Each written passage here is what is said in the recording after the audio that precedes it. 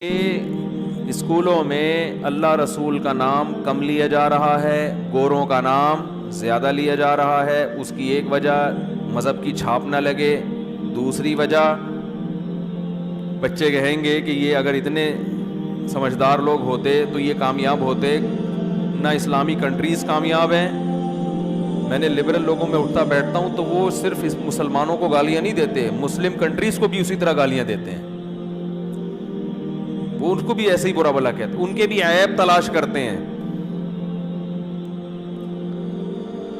تو ان کو مذہب سے ہی نفرت ہے کہ یہ گلا گھوٹ رہے ہیں لوگوں کا، جس میں سعودی عرب کا نام لیا جاتا ہے، پاکستان کا نام لیا جاتا ہے، ان دو کنٹریز کا تو بہت ہی زیادہ نام لیا جاتا ہے، باقی کنٹریز بھی ہیں لیکن وہ اتنے آگے نہیں ہیں۔ حالانکہ ان دو کنٹریز میں بہت سے مثبت پہلو ہیں، بہت سارے مثبت پہلو بھی ہیں، ان کا تذکرہ نہیں ہوتا۔ تو وہ یہ کہتے ہیں کہ بھائی یہ کامیاب کیوں نہیں ہے، یہ ترقی میں پیچھے کیوں ہیں۔ تو یہ جھیپ مٹانے کے لیے نا یہ حوالہ پھر دیا جاتا ہے ان لوگوں کا جو دنیا میں کامیاب سمجھے جاتے ہیں۔ مجھے ایک بات بتاؤ، اچھا پھر اس میں ایک ہمارے ہاں مسلمانوں میں جو مذہب میں ایک طبقہ ایسا پیدا ہوا جس نے اسلام کا ایسا تصور پیش کرنا شروع کر دیا کہ لبرل لوگوں کا ایک بہت بڑا طبقہ دین کی طرف آ جائے۔ اسلام کو اتنا آسان کر کے پیش کرو کہ لبرل لوگوں کا، مذہب مخالف لوگوں کو اسلام ان کے لیے قابل قبول بن جائے۔ ان کا خیال یہ تھا اس سے پڑھے لکھے لوگ دین کی طرف آئیں گے، اور یہ جو ایک چھاپ لگی ہوئی ہے مذہب کی کہ مذہبی لوگ اکثر ناکام ہوتے ہیں، یہ چھاپ کیا ہو جائے گی؟ ختم ہو جائے گی۔ مذہبی لوگ ہوتے ہیں جو بیچارے رکشہ چلانے والے، ٹیکسی چلانے والے، ٹھیلے لگانے والے، رائبنڈ میں جاؤں نا زیادہ غریب ملیں گے آپ کو، مالدار بولو نا تھوڑے ملیں گے، ہیں بڑے بڑے کروڑ ارب پتی ہیں لیکن تھوڑے، اور وہ بھی ایسے کہ حلیے سے لگتے نہیں ہے کہ یہ کامیاب لوگ ہیں۔ حلیہ ان کا بھی ایسا ہی ہوگا بیچاروں کا، شلوار آدھی پنڈلی تک ہوگی، لگتا ہے یہ تو بیچارے کچھ شلوار پہننے کی تمیز نہیں ہے، ترقی کہاں سے کرے گا، یہ ذہن میں لوگوں کے ایک آتا ہے۔ جس کو شلوار پہننے کی تمیز نہیں ہے وہ ترقی کیا کرے گا؟ تو میں ایک مثال دیتا ہوں آپ کو، اس سے بات سمجھ میں آئے گی انشاءاللہ۔ اللہ کی نظر میں کامیابی اور ناکامی کا معیار وہ نہیں ہے جو ہم نے بنایا ہوا ہے۔ اللہ کی نظر میں یہ دنیا مسافر خانہ ہے، یہاں کی کامیابی کو اللہ مانتے ہی نہیں ہے۔ یہ تو ظالم لوگ زیادہ آگے نکل جاتے ہیں۔ یہ جتنے بڑے بڑے کنٹری جو آج بڑے فنڈر بنے ہوئے ہیں نا، دنیا کو انسانی حقوق سکھا رہے ہیں، یہ کنٹری وجود میں کیسے آئے؟ ذرا ان کا ماضی تو اٹھا کے دیکھیں۔ انہوں نے پہلے انسانیت کا گلا گھوٹا ہے، اس کے بعد ان کو پاور ملی ہے، تو پاور ملتے ہی انسانوں کے حقوق پر انہوں نے تنظیمیں بنا کے پوری دنیا میں تشکیلات کر دی۔ میں سمجھا پا رہا ہوں اپنی بات؟ ایک آدمی ڈاکو بن کے کسی گھر میں گیا، لوٹ لاٹ کے آدھے لوگوں کو ذبح کر دیا، عصمت دری کی عورتوں کی، اور ڈاکو، اور پھر اسی طرح ڈکیتیاں کر کر کے محلے کا دادا بن گیا، اور دادا بنتے ہی ڈکیتی کے خلاف قانون پاس کرنا شروع کر دیا۔ آئندہ کوئی ڈاکو ڈکیتی کرے گا اس کو چوک پہ لٹکائیں گے، لوگ کہیں گے یار یہ ہے، یہ کیا ہے، یہ ہے اصل۔ اور پھر آئندہ ان کے اقوال پیش کرنا شروع کرتے محلے کے دادا کے، انہوں نے ارشاد فرمایا کہ مینرز بھی کوئی چیز ہوتی ہے، بات کرو تو بات سے پہلے تھینک یو اور بات کے آخر میں تھینک یو، انہوں نے ارشاد فرمایا۔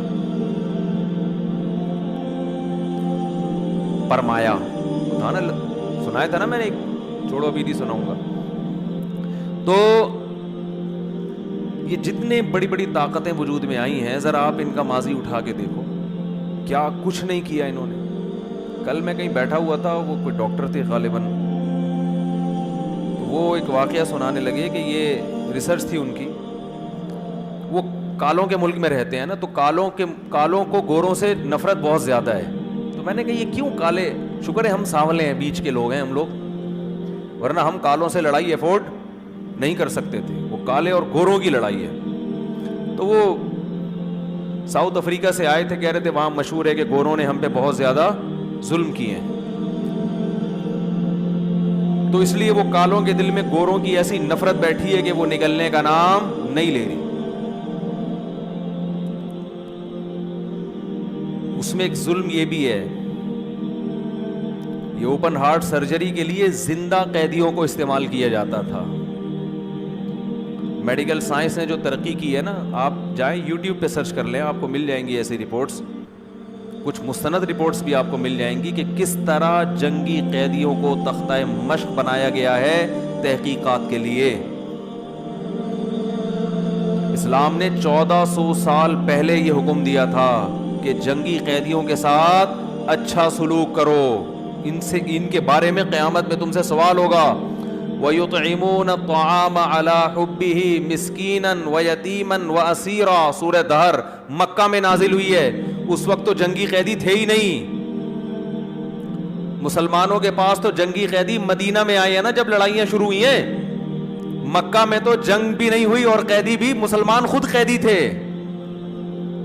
جنگی قیدی تو بعد میں آئے ہیں. اور قرآن کہہ رہے نیک لوگوں کی علامت ہے کہ وہ ہماری محبت میں یتیموں کو, مسکینوں کو اور قیدیوں کو کھلاتے ہیں. بھوکا نہیں مارتے ان کو, بلکہ کھلانے کا انتظام کرتے ہیں ان کے لیے.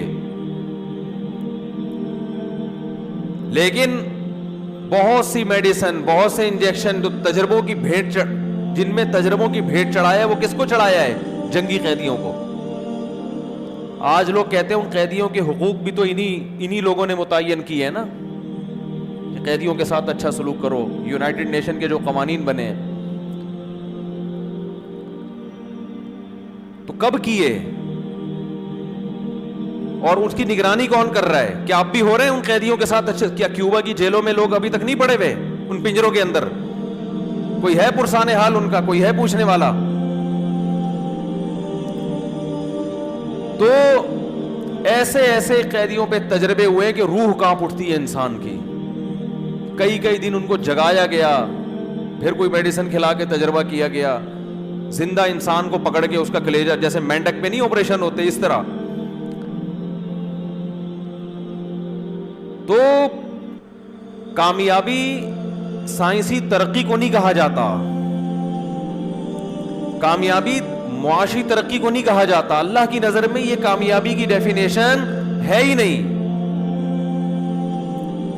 اسلام اس دنیا کو مسافر خانہ کہتا ہے, اور سفر کی راحت اور سفر کی ناکامی حقیقی راحت اور حقیقی ناکامی نہیں ہے.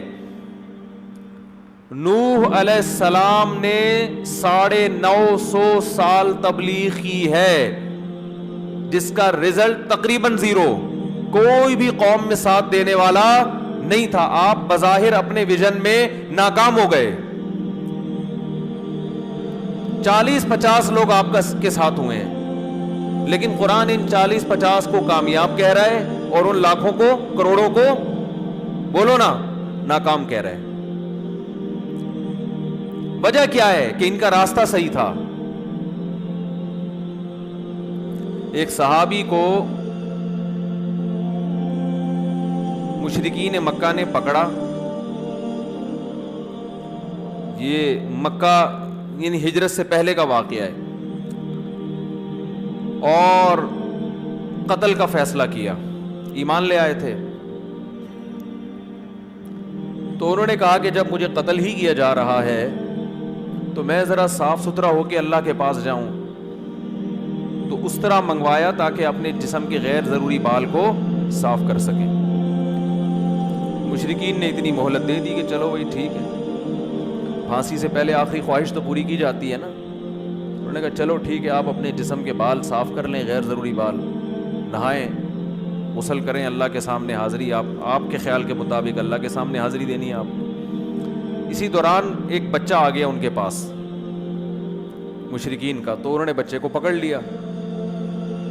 اب ان کے پاس ایک بہترین ہتھیار تھا کہ اس بچے کے گلے پہ چھری رکھ لیتے, لیکن انہوں نے چھوڑ دیا اس کو.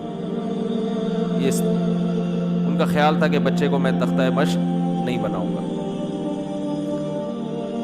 تو مشرکین جب ان کو قتل کرنے کے لیے آگے بڑھے، دیکھو یہ کتنی بڑی ناکامی ہے نا، کیونکہ موت سے بڑی کوئی ناکامی ہو سکتی ہے؟ بولو نا، نہیں ہو سکتی. لیکن وہ شعر پڑھ رہے ہیں، فلست ابالی حین اقتل مسلما علی ای شق کان للہ مصرعی وذلک فی ذات الالہ وان یشاء یبارک علی اوصال الشلب ممزعی. کہتے ہیں میری گردن جب کٹے گی تو مجھے اس کی پرواہ نہیں ہے کہ میں ادھر گرتا ہوں یا ادھر گرتا ہوں، کس جانب کو میں زمین پہ گرتا ہوں مجھے اس کی پرواہ نہیں ہے، بلکہ مجھے خوشی اس بات کی ہے کہ یہ معبود کی رضا میں ہو رہا ہے، اپنے خالق کو خوش کرنے کے لیے ہو رہا ہے، اور وہ خالق چاہے تو میری لاش کے کٹے ہوئے ٹکڑوں میں برکت پیدا کر دے، وہ یہی میرے لیے خیر و برکت کا ذریعہ بن جائے. فلست ابالی، کہتے ہیں مجھے کوئی پرواہ نہیں ہے. حین اقتل مسلما، اس لیے کہ میں قتل ہو رہا ہوں اسلام پہ. مسلم کا معنی اللہ کا فرمانبردار بن کے، جس خدا نے پیدا کیا ہے، میں میری موت اس کی نافرمانی میں نہیں ہو رہی، اس کی رضا کے لیے ہو رہی ہے. مجھے کوئی پرواہ نہیں ہے کہ میں ادھر کو گرتا ہوں یا میری لاش ادھر کو گرتی ہے. کتنے واقعات ہیں صحابہ کرام کے، جب ان کو شہید کیا گیا تو کہہ رہے ہیں فزت ورب الکعبہ، اس کعبہ کے رب کی قسم میں کیا ہو گیا؟ کامیاب. سب سے بڑی ناکامی کیا سمجھی جاتی ہے؟ موت، زندگی کا خاتمہ. اور جن کو اللہ نے ہدایت دی وہ اسی موت کو دنیا کی سب سے بڑی کامیابی سمجھ رہے ہیں. یہ ذہن آپ کا اسلام بنانا چاہتا ہے، یہ ذہن بنانا چاہتا ہے اسلام.